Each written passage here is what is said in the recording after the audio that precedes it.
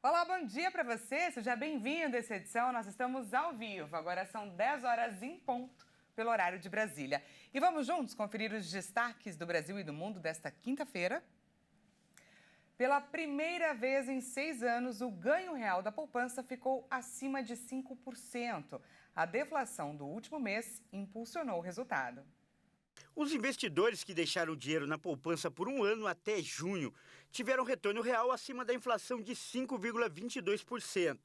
O desempenho da caderneta foi o melhor desde agosto de 2017, quando atingiu 5,05% no mesmo período. Os dados são da plataforma Trademap. Segundo o IBGE, o Índice Nacional de Preços ao Consumidor Amplo, IPCA de junho, teve deflação de 0,08%. O resultado acelerou o ganho real da poupança, que estava em 4,4% em maio e já era o maior para o período de 12 meses, desde outubro de 2017. Os resultados da poupança são positivos desde setembro do ano passado, quando a caderneta rendeu 0,02% acima da inflação. A desaceleração da inflação vem contribuindo para melhorar a rentabilidade desse instrumento. A remuneração da poupança é de 0,5% ao mês, quando a Selic está acima de 8,5% ao ano, mais a taxa referencial, a TR. Atualmente, a taxa de juros segue em 13,75%.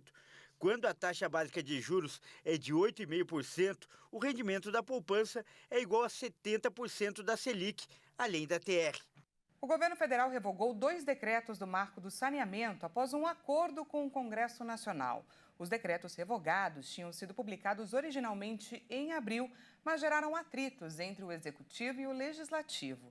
Os parlamentares questionavam a possibilidade de prestação de serviços sem licitação por empresas públicas em regiões metropolitanas. E ainda a regularização de contratos que deveriam ser extintos, flexibilizando aí os critérios para a demonstração de capacidade econômica para as empresas assumirem esses contratos. A revogação dos decretos foi publicada no Diário Oficial desta quinta-feira, assim como as novas regras. E olha só, vamos falar agora de reforma tributária, porque ela foi aprovada pela Câmara dos Deputados, mas precisa de ajustes para a capital paulista não perder 15 bilhões de reais em arrecadação.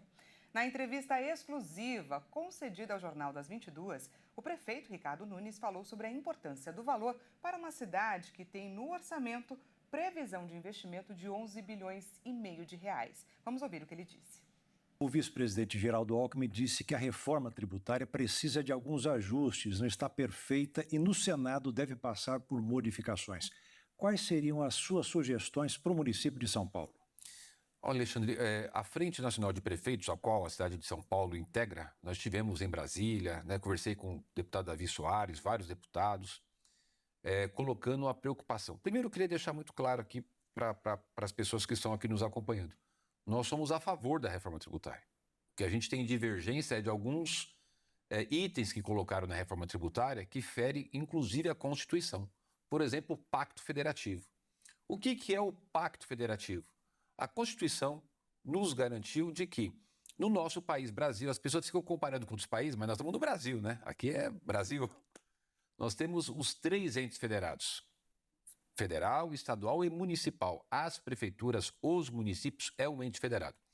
E do jeito que ficou a reforma tributária, ela desconsidera essa questão constitucional, porque tira dos municípios a sua autonomia, a sua independência e, mais do que isso, essa é a questão do Pacto Federativo, tira recurso dos municípios. E é nos municípios, nós estamos aqui na Praça da República, uma praça linda, é as prefeituras que cuidam das praças. Aquelas pessoas varrendo e limpando aqui, é a prefeitura que paga. O ônibus está vindo aqui, é a prefeitura que subsidia.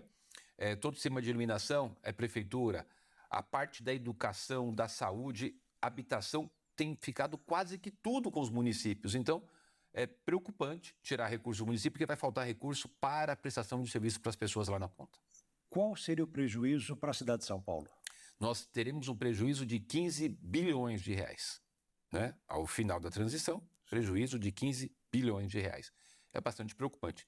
Nessa primeira etapa que foi votado, a gente conseguiu ter alguns avanços, para fazer aqui um reconhecimento, inclusive, de um diálogo que nós tivemos com o presidente Arthur Lira, com o deputado Baleia, com o deputado Aguinaldo, que é o relator, Algumas questões a gente avançou. Por exemplo, na criação do Conselho Federativo, de ter vagas para prefeito considerando a população. Porque você imagina, a cidade de São Paulo é um país, 12 milhões de habitantes, né? Nós estamos aqui com um programa que vai ser transmitido, inclusive, para Portugal.